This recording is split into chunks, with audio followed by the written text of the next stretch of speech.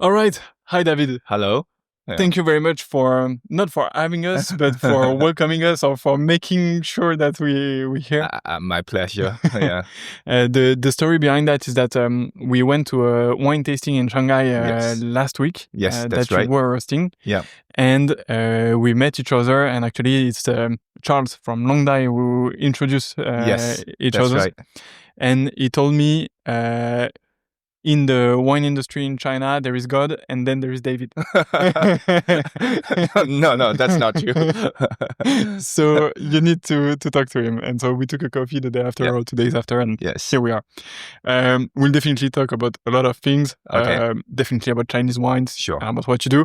But first, can you introduce yourself? So my name is David, the founder and the CEO of wineapp. Wineapp is a platform, an ecosystem around wine. So we do have offline experiences, restaurants, hotels, as well as online experience, such as e-commerce platform, mini program, app. Yeah, we'll deep dive into this in this interview. But what was very impressive for me when we met is that you're not just doing wine e-commerce. You do like B2B events, hotels, restaurants. That's right. Yeah. And I think most of my audience is European or Western, so they never heard about wineapp, I guess, or very little. Yeah. And when we came here and we saw every different things that you're doing, for us is very impressive. Yeah, well, there's still a lot we need to do. We do cover quite a bit. So we have 3 business segments. We have a Clear Online, which goes across from different e-commerce to mini program to apps, as well as offline. You know, offline we do have. We have some glasses coming for us. Perfect. Okay. So in terms of offline, which I mentioned, hotels, restaurant, bars, for instance, but we also have a very interesting B2B segment, whereas we service a lot of embassies, companies, including airlines as well, servicing their wine portfolio, not from a distributor perspective, but more for a wine consultant perspective, where we don't just sell wines, but we do the pairing for a particular airline in China called Yunnan Airline. We'll review their in-flight menu to pair the wine to go with it. So it's a little bit more interesting and sophisticated, and customers love it. I think it makes a huge difference. We also do wine tourism, where we take VIP customers to the likes of Longdai, Rangawekao, where normally they don't get access to. So we do a wine tour on the quarterly basis for our VIP customers. And what's really new, I think we will announce next week that we've just got a piece of land and we're going to start plantation in Yunnan. So in altitude, that's about 3,000 square meters. Yeah. Yeah, it's a lot of different projects, and what's good is that it really encompasses the life of a wine lover. Like you can basically do everything. So what we want to do as a wine lover, you have many occasions that you need wine. You need to take your girlfriend out for our occasion. We have a French restaurant, and you may need to entertain some government officials. We have a more serious Chinese restaurant with private rooms. At the same time, you want to go on holiday, we have resort. And sometimes you just want to order a bottle which delivers to your door within 30 minutes. We do that as well. All comes around the ecosystem of wine lovers. So before going too deep into wineapp, because I definitely have plenty of questions, but how did you start your wine journey? Good question. I was born in China. I went to London when I was 14 years old. I lived there for almost 20 years. Through my journeys in the UK, kind of opened up my interest for wine. Started with £5 a bottle from Tesco, Asda, and then slowly getting more sophisticated. And because the nature of my work, I was an investment banker, I was a trader, and then I work in consulting industry. I met a lot of wine lovers, and that's how I got into it. Yeah. So just like drinking nice bottles on the table, and you're like, this thing is good. Maybe one day I can do something about it. So that's really kind of planted the seed in my heart. And so then you left consulting in Europe a few years ago? So it's a bit of a long story. I started with investment banking. Then I went to consultancy company. I ended up in a listed company where we were able to list the company and took it to IPO. That's where I made my first basket. And then I feel I actually have the resources to start something I really love. And that's when I started wineapp. Yeah. It's an amazing transition from consultancy and financial services to wine. That's right. The daily life must be almost as busy, but maybe a bit more exciting in some ways. So you decide to create wineapp. Do you go through a first, like in entrepreneurship, we often talk about minimum viable product. For you, must have been selling your first bottle or something like that. Or do you immediately start with WeChat app? So it's an interesting journey. When we started in China, we launched the offline bar first. Originally, there wasn't an app or there wasn't a mini program. All I wanted was to have a nice place in Shanghai to serve reasonably priced wines and a large portfolio. At times back in 2018, 2019, I often felt I got ripped off every time I go to restaurant. The fine wines are priced very high price. So I just want to have a little place to service my friends, my family, have a place for ourselves. We opened the restaurant around before the end of 2019, and COVID hit us from the 1st of January 2020. Yeah, it's a perfect timing for opening a restaurant. And since we got the name wineapp, we started launching the app with the philosophy and thinking behind. We want to deliver wines to our wine lovers 24/7, anywhere you like, within 30 minutes. We want to have a huge selection. So we launched the app with 400 SKUs, covering the entire Shanghai, delivering 400 SKUs within 45 minutes. And I'm not sure if people listening or watching this can realize the size of Shanghai, but it's actually I think it's 20 million inhabitants. So roughly about 25 million. So it's almost half of France That's right. in one city. So it's massive. And delivering bottles of wine in 30 minutes is already a challenge. Yes. I mean, we do have many mini warehouses as well as our restaurant serves as a warehouse. So we are able to do it. The infrastructure in China, particularly in Shanghai, are very well set up. And which is why I think give us not only the technology, but actually the ability to deliver throughout the day. Yeah.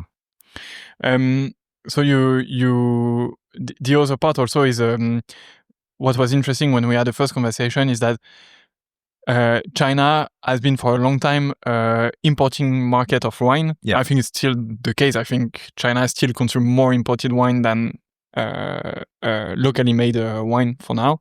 Yeah.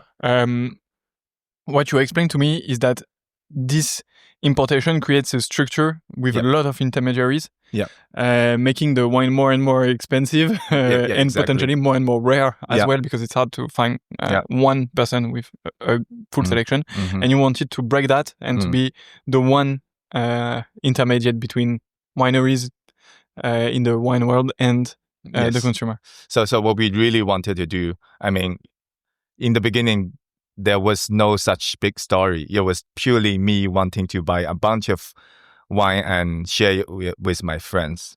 But the concept from seller to customer, it's a concept that we slowly developed. We have a lot of relationship in France, in Italy. We were able to buy directly from wineries and distribute them in China. But at the same time, a lot of wineries do have agencies and so distribution signed up. So we have to work with distributors with no other choice. Throughout the time, we now discover there's a trend of Chinese wine. So we very quickly set up the ecosystem around that, bring everyone into the same platform, servicing the customers with the new trend. Yeah. Mm-hmm. So let's get into this new trend of Chinese wines. For us, it's very new because it's been 1 week that we've had our first taste of Chinese wines. Finally, how did you notice this trend, and how would you describe the recent evolution of Chinese wines? Wow, very big question. As a child who was born in China, I still remember the first sip of wine I had was mixed with Coca-Cola. That is my genuine memory of wine from my young age. To today, where people know much more than me, I feel, the customers in China about the wine. So that's kind of the revolution. I came back in 2018 to China from London after living for almost 20 years. I felt that was really the beginning. I went to Ningxia, I went to Yunnan. I saw some phenomenal and very professionally done wineries and the farmers, winemakers. It kind of sparked the interest in me to try and to explore more. Very slowly, I discovered there are actually a lot more than what I read from outside of China, because I lived in London. I never hear China actually makes wine or good wine. But after set my foot in there, I discovered many, many interesting things. And I often believe, local farmers, terroir makes a huge difference. And in the very beginning stage and in the early development of Chinese wineries, they are trying to copy Bordeaux, they are trying to copy Burgundy, because they felt if someone makes a comment, this tastes like Bordeaux wine, it actually means a good thing. Mm-hmm. That means my standard is up there.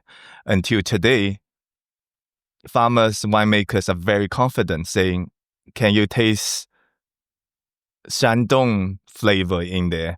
Because this represents where we are trying to make in Shandong region, in Penlai region. I think that is the huge trend and observation I've discovered, that people are confident enough to set standard themselves within their knowledge and represent truly what they make.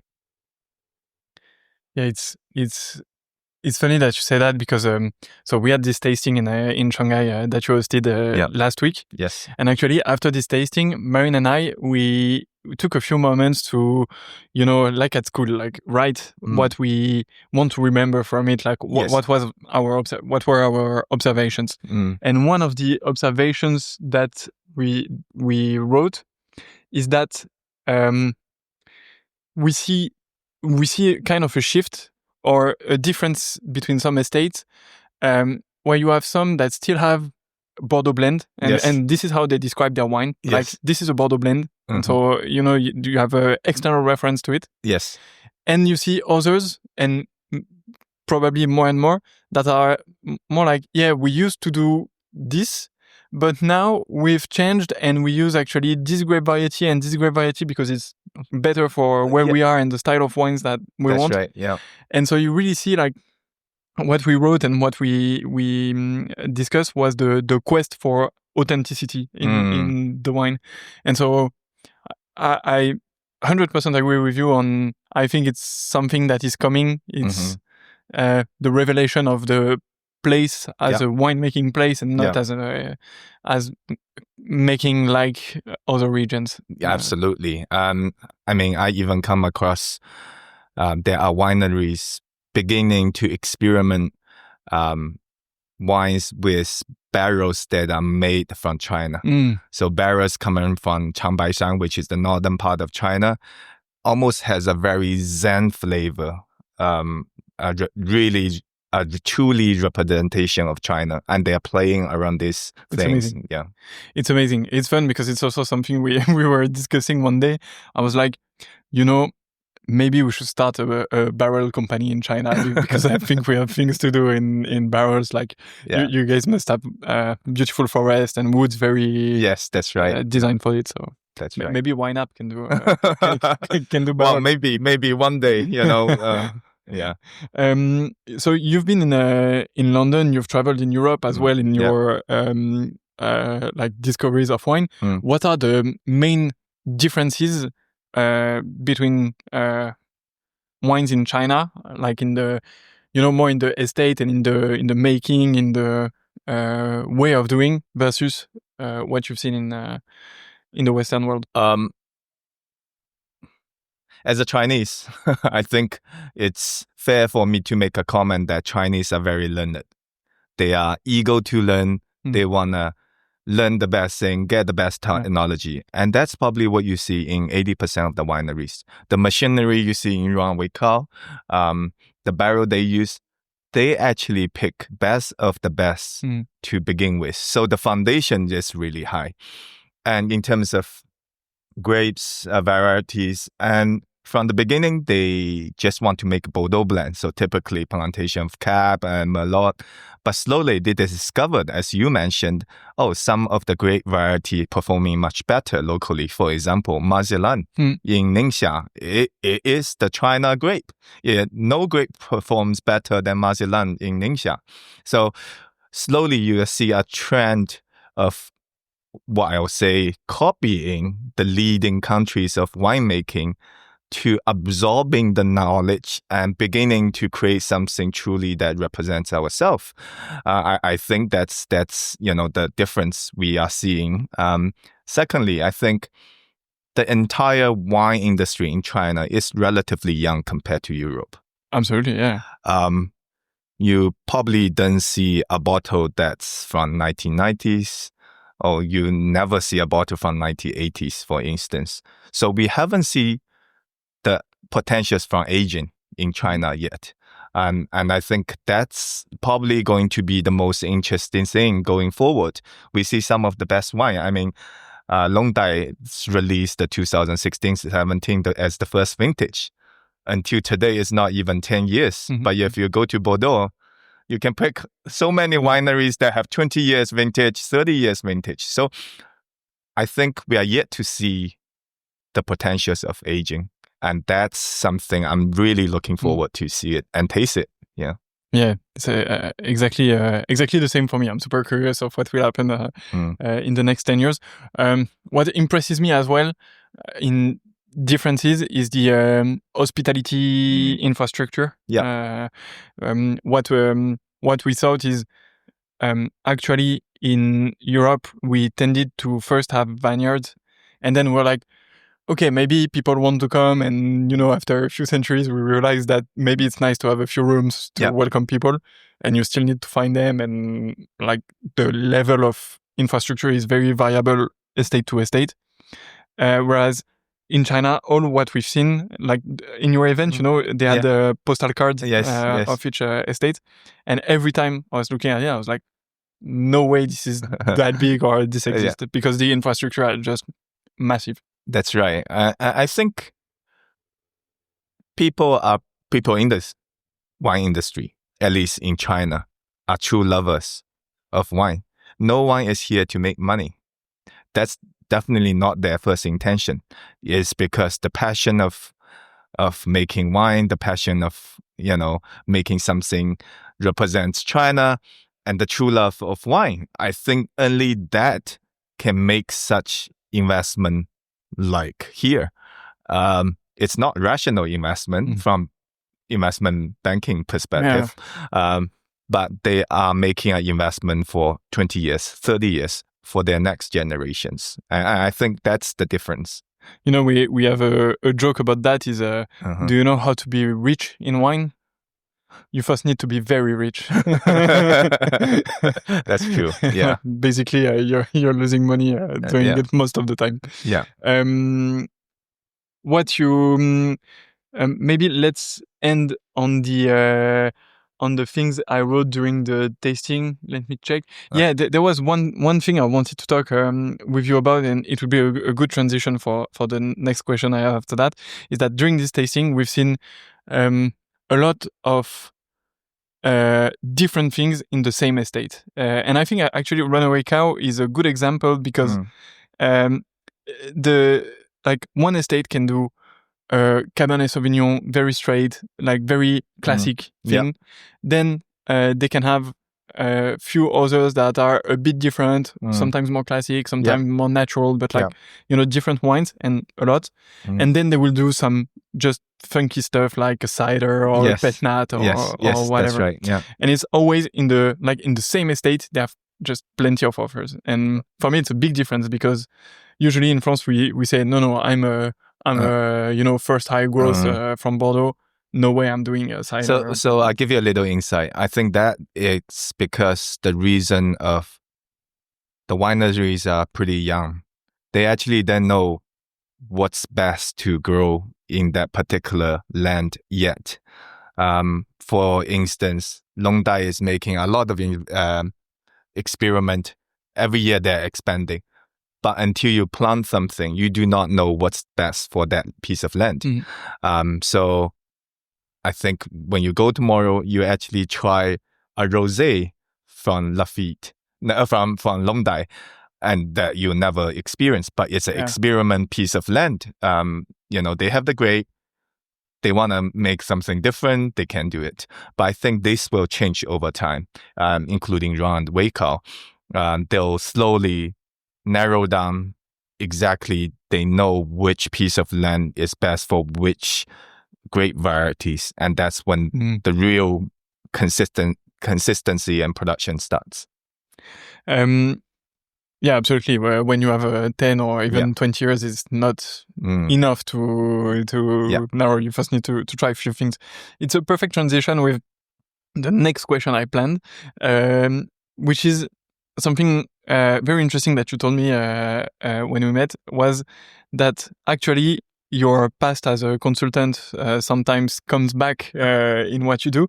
And you take all the data that you have about consumer preferences, and then you're able to design wine experience, or basically just wine, that are especially tailored for these consumers. Yes. So there's the taste-related AI behind it, and there's also algorithm-driven AI behind it. We do track from every customer of ours from the first day they purchase to the order from yesterday. So we can very quickly analyze what the customer has had since they joined wineapp, whether they order online or they eat at my restaurants, or what they have ordered in my hotel resort at night. So we know very clearly what they prefer, what they like, which grape varieties. And then we do understand the customer profile in terms of how much money do they spend on. And we use AI to drive up the ticket sales and bottle sales even further. In the wine that you designed, you I think you showed me a bottle of we did red. 3 private labels. So I'm not going to name the name of which winery, but we actually shortened the time in the barrel. Because we feel sometimes the wines can be overwhelming if it really is too much time in the barrel. Our customers are younger generation; they like more fresh. So we made a change, and the result was phenomenal. It was actually shown to be more tailored for what we need. I'm not saying this is the best wine, but this is the wine we can sell, and this is the wine what my customers love. Yeah, and it's probably a good wine for like casual dinner with friends. Exactly. Like the one that you would consume the most, actually. Usually we separate wine in 2 categories. There is a wine from demand and wine from offer. And so wine from demand is basically like your very well-known estate in Burgundy, and whatever you do, you will sell because you know exactly. It's very specific, prestigious. Whatever you will sell at high price. And then there is wine from offer, which is actually the hardest to do because it must be not too expensive, like must be in a clear bracket of price, and it tends to decrease in sales. That's right. Because people tend to consume less wine. Younger generation, they say younger generation consume less wines and stuff.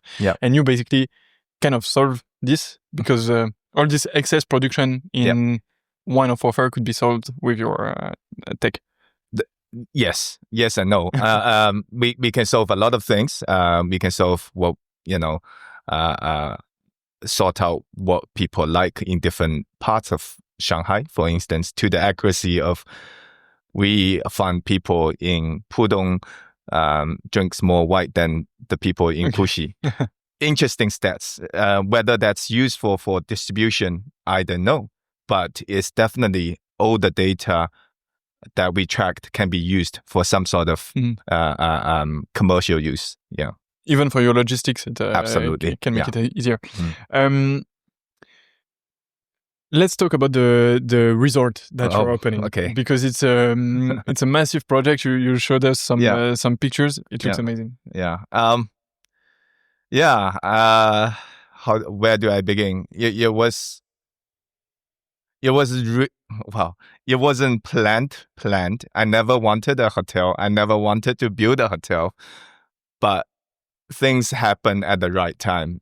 And I felt, and the team felt it was the right decision and probably the right time to try something new. So we want to, first of all, create a hotel resort for true wine lovers. What does that mean? We have wine cellars that can store up to 200,000 bottles.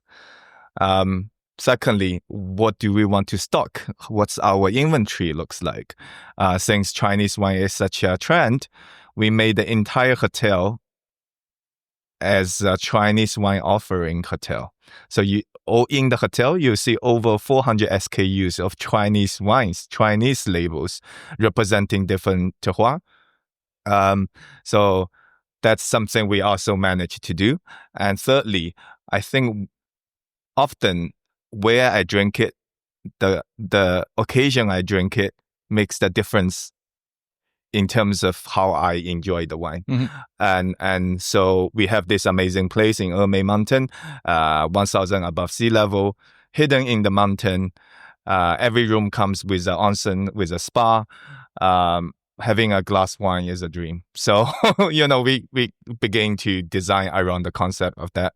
And now the hotel is built and it's up and running for almost 2 months. Oh, it's already up and running? Yeah. Okay. And it's, I think, thank God, it's so far almost 100 occupancy rate until end of the year. So, we have to visit. I was gonna say I will put a link in the description if you guys want to come, but prepare yourself because apparently the occupancy rate is super high. So try to come if you try to go there if you go in China. And so you recently had the opportunity to start your wine production. Well, maybe not start, but see the start of the wine production. Yeah. So the decision was made about a month ago. The company was formed this week. Okay. So really fresh. The team was assembled just over last week. So we know where we are going to. We know which land we want. We know what grapes we are buying in the first few years and what we are planting. And we've got an amazing winemaker and a bunch of people who love wine from different backgrounds. There are people who are from the hotel industry, from the F&B industry, from the traditional wine industry, from entertainment industry as a movie director, all joining my team to make this happen. So this will be exciting. Yeah. When will it start, you think? You still have time because next month. Okay. Oh, wow. Okay. And you will do wine this year or you will wait? We'll start making wine this year. Okay. But wines will not be in the market until probably end of next year earliest. Okay. Yeah. Okay.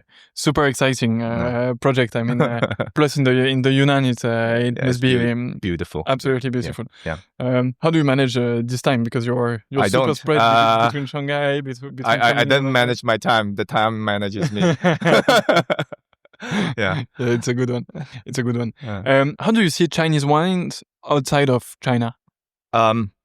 So we actually represent a lot of wineries in China in terms of distribution in the overseas market.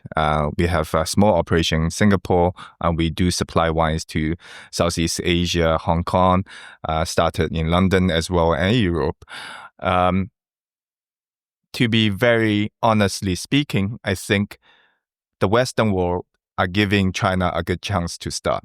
They are very receptive. They are also very eager to see what can you make out of it. So the trend has been quite positive in terms of people buying.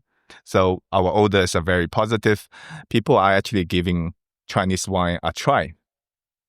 Over the time, I think we'll see a real trend if this stabilize. Because often, they buy 10 bottles of wine, they'll find that one or two that they like. So I'm also interested and curious to see what's going to happen after a year or two. Definitely now, I mean, there's a big push from the government and different associations pushing wines from China to the world. But whether the trend will continue, let's wait and see.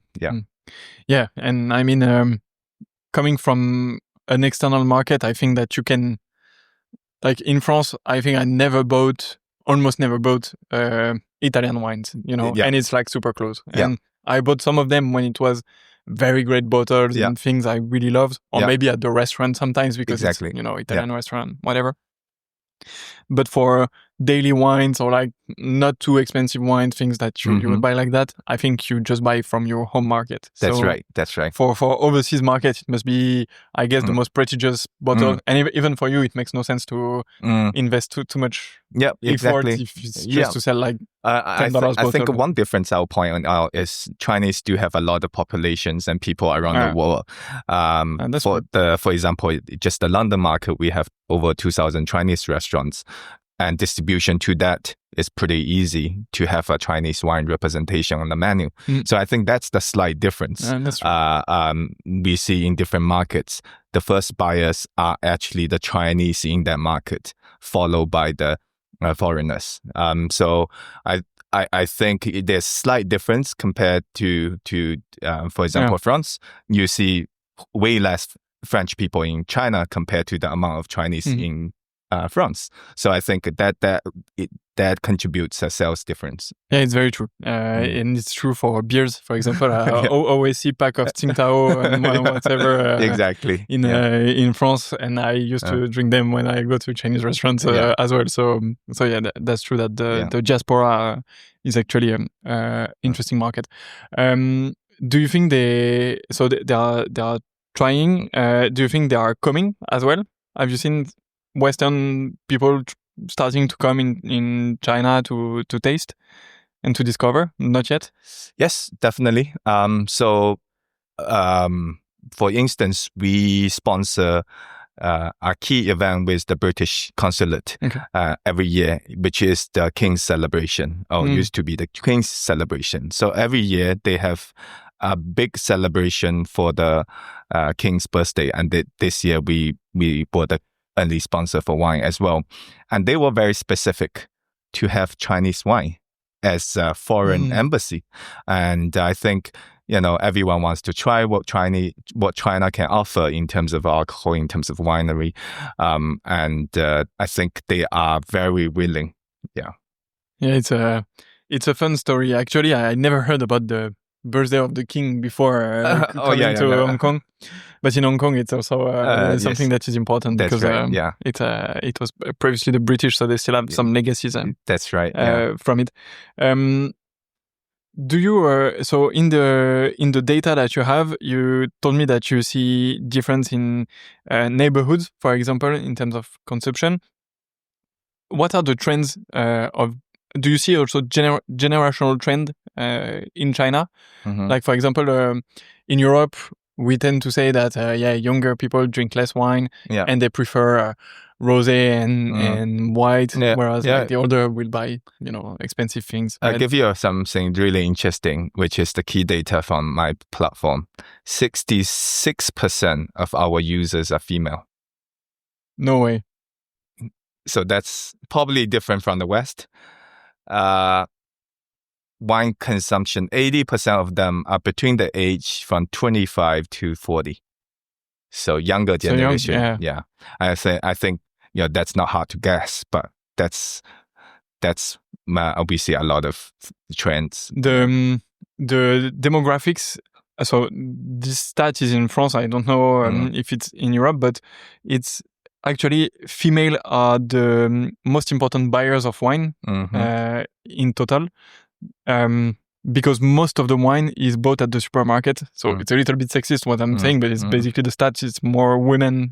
Women tend to go to the supermarket more than men. So they buy more wine. Yeah. But actually, if you look at the price of bottle, if you go above like 30 euros per bottle, then I think it's 80 or even 90% of the buyers are men. Okay, and that's interesting. That's crazy because it means that the daily wine is just bought by female, and then when it comes to expensive things, it's men. So you see this cliché that is still living. I'll give you another interesting. The men are more loyal as well.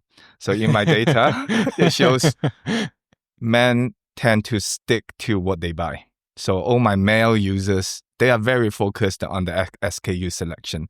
Rarely you see some users switch to buy new things. Whereas the female users, they buy different bottles every week. They today they like this one, tomorrow they like another one. So also interesting point to see. But I don't know if it's the case for you, but like when I see one t-shirt that I like, same. I try it, I like 5, and then that's it. I have the 5 same. So, it's a bit... That's right, yeah. Okay, no, that's very interesting insights. And so for now, you're operating in Shanghai, Shenzhen, and Chengdu. Okay. And do you plan to grow the operations or? Yes, absolutely. I think COVID definitely have kind of slowed us down, but now we are ready to expand again. We have 2 more restaurants coming up. One in Shanghai, one in Suzhou, a new city that we've never tried it. And we also have plans around online expansion as well. Okay. It's fun because you say that COVID slowed you us, but it's been like 5 years that you're operating. 5-6 years. You have how many? Right. 10 restaurants. So we have including the new one, we have 10, and we have resort, and we have online. We do B2B and other things. So like the pace is different. One thing I noted during your tasting was the presence of sweet wines. A lot of it. Is it something you see on wineapp as well and on the trend, or it's more like a kink of some estate and they do this on the side and happy to taste them? But actually, it's probably one-off trend. I think the Chinese still likes the red the most, followed by the white. It's extremely difficult to sell champagne. Sweet wine is here or there. Maybe localize the market. Do have some favors, but the overall trend that Chinese still prefer the red. And why champagne is hard to sell? I have no idea. I'm also figuring out. It's the toughest category we're trying to push out. If you look at China as a whole, there's hundreds of wineries, but you probably hear less than 3. Probably hear less than 5 wineries that does sparkling or dedicated to do sparkling. And that's probably a reflection of the market. If anything bubble, they'll prefer beer. They find no reason why I need to drink wine with bubbles when I can just drink wine. So I think it kind of... whether this will change, I don't know. But I think it stick to Chinese. They feel wine is without bubble. Yeah, and maybe also the customs are a bit different because in Europe we tend to drink champagne for celebration. Yeah. Maybe here you drink something else for celebration. Yeah. That's a bit more rooted in the culture, and then you just. Oh, they have baijiu, which is 53 degrees. Yeah, which is a bit stronger. Yeah. Do you sell some? No, we don't. Okay. Yeah, so just wine app for wine. for wine for grapes. Yeah. Is there anything you want to talk about that we didn't talk about? I think we pretty much covered all. I think, yes, it's going to be exciting times to come in the next 10 years for Chinese wine, both from kind of making perspective as well as drinking perspective. Yeah. Absolutely. Will you come to Europe? Yeah, I do visit Europe often, see different wineries. I'm planning a trip probably before end of the year as well. And will you try to? You're already selling wines actually there. Yeah. Okay. So we do have relationship in France, in Italy, and all over Europe. Okay. Yeah. So if you're looking for Chinese wine in Europe, probably contact David. He will definitely make sure you are delivered, or even elsewhere. Great. Thank you very much for all this, David. It was amazing. Amazing discussion. I hope that you liked it. It's fun as well. Yeah, good talking to you. I have 3 last questions that are traditional. The first one is, do you have a book recommendation for me? A book, interesting. I'm not trying to sell, but we publish once a year a Chinese catalog, Chinese wine catalog, maybe not a book. But if you are a newbie who doesn't know about Chinese wine, this year is the first year we publish with both Chinese and English. It has probably 80 wineries in there with all the top SKUs that we have tasted, selected, and with the tasting notes. I think I've given you one. Yeah, so it's a great reference point for wine lovers, especially wine lovers for China. Yeah, it's a very, very good wine book, and like for us, it's actually on the bedside table of Marin because we are studying a bit. But it's good because it's split in regions. Yes. So it's amazing if you want to start to get to know how wine is made in China. It's very interesting. And also you did you told us that you made an amazing selection of wines. So it's already narrowed down to the wines that are like really high quality level, and that's right. Yeah, you can go for it. Actually, I have few exemplaries at home thanks to you, so I will we'll make a competition, a small post on Instagram or whatever, and you will be able to we will send you one at home. So I have to note this. I have to remember this before publication, but if you're watching that, we'll put a link to our Instagram post, and you will be able to win one book. What is a recent tasting that you love? Recent tasting?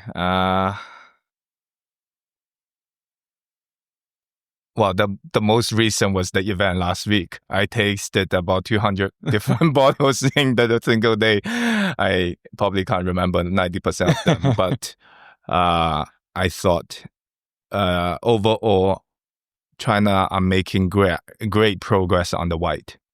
I think the white performs much stronger, and probably it doesn't need much aging.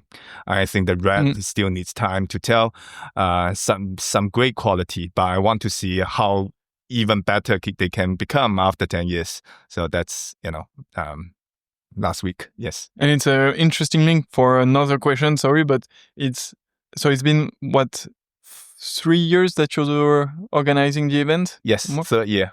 So have you seen important differences between those 3 years in terms of attendance, in terms of attendance? The first year we had was more local lovers, local professions, people from the trade. The second year, there was a huge jump from first year to second year. First year was holding BFC, one of our stores. We had about 20 wineries. Okay. And, you see people are interested, but there wasn't a huge crowd, probably just 200-300 people. The second year, you give us a shock. We had more than 700-800 people at one time. And we were like, oh, wow. interest does increase over time, and we sense and felt there was definitely a more international feeling, whether from buyers, influencers, or governments. Until this year, it was a total phenomenal event where I didn't even expect so many people. I think people from across industries and professions from all over the world, and I see a huge increase, and this trend probably will continue, I feel, and this is only the third year, so I'm dying to see what happens next after. One, yeah. Actually, when we looked at the event, so friend sent it to us, and he said it is like if you have to come to discover Chinese wines, it is the event that you need to go to. It's once a year, but if you go there, you will have a beautiful perspective on Chinese wines. Yeah. And actually, it's pretty true, because so it's thanks to this event we're here today, and the Marines we chat is full of contact and conversation across China now. So that's great. Last question: who is the next person I should interview? You should interview one of my great friends, big bro, Sebastian Basco. He is the movie director behind Waking the Sleeping Greek. Okay. Probably the most knowledgeable person as a foreigner in China. He spent a few years, I can't remember, it's 2 or 3 years, filming over 100 wineries in China, experiencing many seasons of harvesting, and came up with the movie. And he's probably the person you should interview. We'll also try to put the link of the movie in the description if you want to rent it or buy it. I haven't watched the movie yet, but I absolutely have to do it. If you're flying to Hong Kong on Cathay Pacific, it's on the entertainment show as the top in the chart. It's good to know. We don't fly Cathay this time, but maybe for the next one, we'll make sure to take Cathay just for that. You see a lot of me in there. Thank you very much for all this, David. Thank you for doing in French, I would say, pass decisive, like the pass for us to so that we are able to come here. It was an amazing discussion. I wish you a lot of success with wineapp, but I think Thank you. You don't need my wishes because it's already no. I need it all the time. but it's always good luck. So it's better. And if you guys want to discover Chinese wines and everything, go to wineapp. David, thanks again. Thank you. See you soon. Thank you.